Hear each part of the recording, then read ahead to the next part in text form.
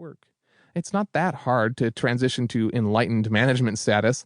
All it takes is a willingness to rethink your role in the company, your influence over those you supervise, and your ability to bring out the best in others by motivating them to reach beyond their comfort zone.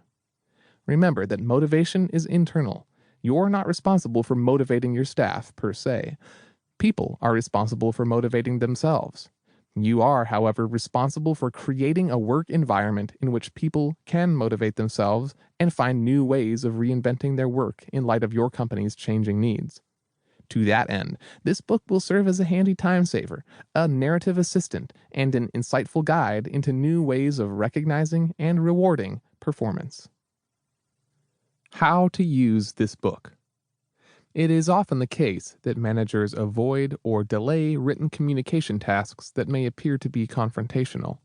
Similar to a book I've written called 101 Sample Write-Ups for Documenting Employee Performance Problems, a guide to progressive discipline and termination, this book's key purpose is to help you find the right words and descriptive phrases to communicate your thoughts and perceptions in a concrete manner for specific situations.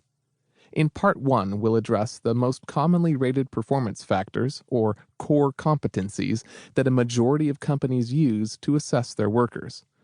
Included among the core competencies are the topics of managerial style and personal style, often the most difficult issues to describe in an annual performance review.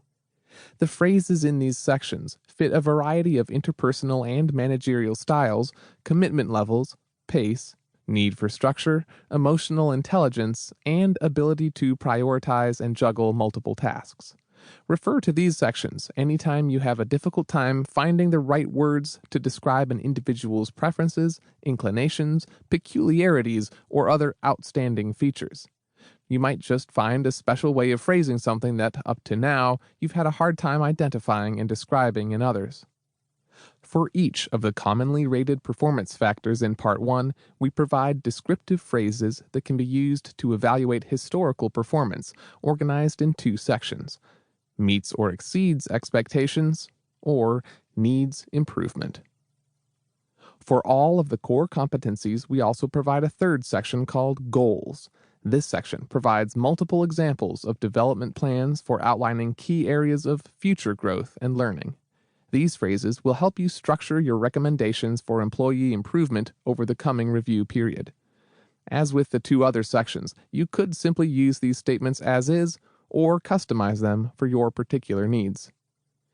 Simply stated, forward-looking development plans give you a process to prevent future performance problems and to create an environment in which employees could motivate themselves. That, more than anything, will give you peace of mind and turn you into a motivator and coach rather than a unilateral disciplinarian and decision maker. Your employees will benefit too, as they're given the freedom and discretion to self-monitor and self-correct in an empowered environment. There's no greater formula for enlightened leadership. Whereas Part 1 covers general core competencies, in Part 2, we address the functional components of many common positions in corporate America, including positions in sales, marketing, finance, legal, human resources, operations, information technology, and manufacturing.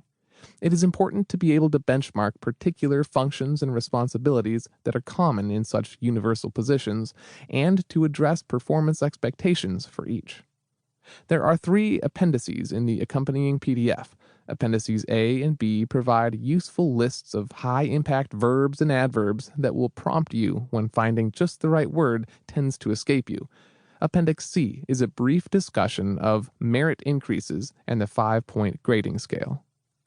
In essence, in this book, you have a handy library of practical, ready-to-use phrases that will help you acknowledge outstanding job performance, address substandard work quality, and outline developmental opportunities for your direct reports. In addition to saving time, you'll strengthen your self-confidence and distinguish yourself in writing as a leader and career builder. The performance management cycle. There are 3 components of the performance management cycle. 1. Goal setting and planning. 2. Ongoing feedback and coaching. 3. Appraisal and reward.